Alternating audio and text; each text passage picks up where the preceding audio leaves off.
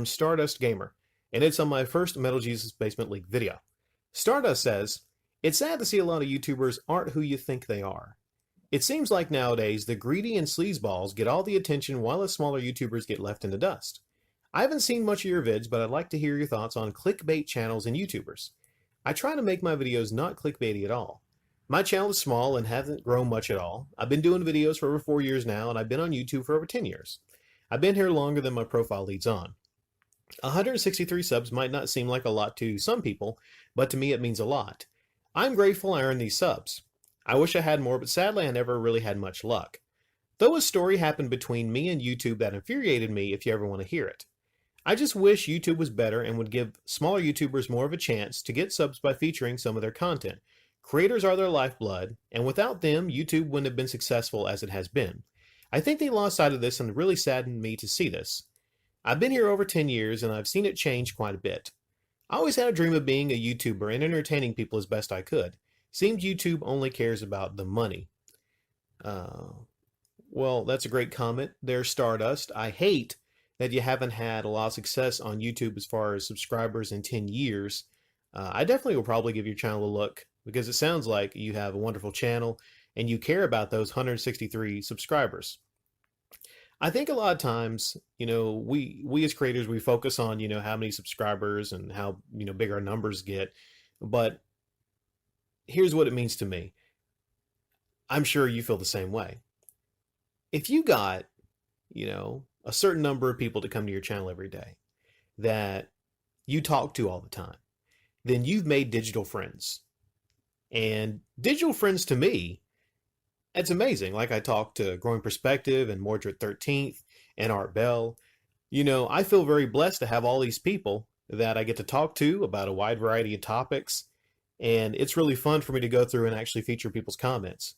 This is fun for me. People should be on YouTube primarily to have fun. And as far as how I feel about clickbait channels and YouTubers, well, there's definitely a lot on the platform. There's a lot of these people that have full-time YouTube careers like DreamCastGuy or RGT85, and their goal is to get people to watch the video. Now, some would argue some of their thumbnails aren't clickbait. I would say if I see DreamCastGuy and his face is there and he looks really angry and he's throwing his fist around and he's got that bright yellow font, I would say that's clickbait. I would say that because he's trying to bait people into clicking on the video. Now, the true definition of clickbait, I would say, would be if the thumbnail has almost next to nothing to do with what you actually watch, or if the title has nothing to do with really what you watch.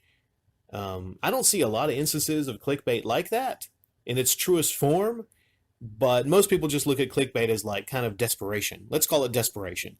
You have a thumbnail out of desperation, all right? And you're just trying too hard.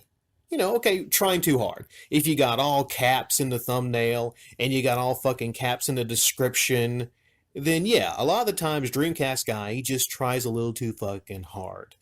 But cut him some slack. He quit his job, and YouTube is his job, so he's got to do the fucking clickbait, okay? There are people out here on YouTube that do fantastic thumbnails. They make fantastic thumbnails, and they're high quality, and they're not clickbait. They're just really great thumbnails. You could tell they put a lot of time into their thumbnails. One person that springs to mind is Nintendo. Nintendo puts about 60 hours into every single thumbnail, and you can tell.